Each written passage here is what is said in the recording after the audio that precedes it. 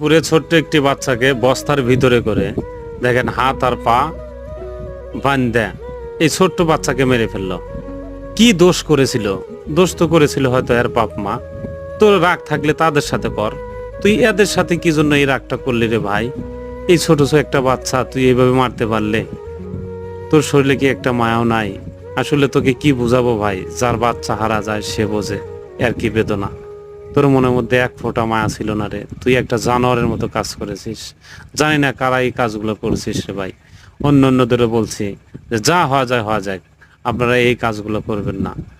আমার সাথে রাগ থাক, আমার ফ্যামিলির সাথে রাগ থাক, তাই দেখে আপনি আমার বাচ্চাকে বা আপনার বাচ্চাকে আমি মারবো, আপনি আমার বাচ্চাকে মারবেন, এটা আসলে মানুষের মধ্যে পড়ে?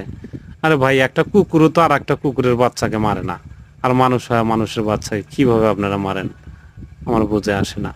আসলে আমরা মানুষ হতে পারলাম না, আমরা দুই রূপে খালি চেহারা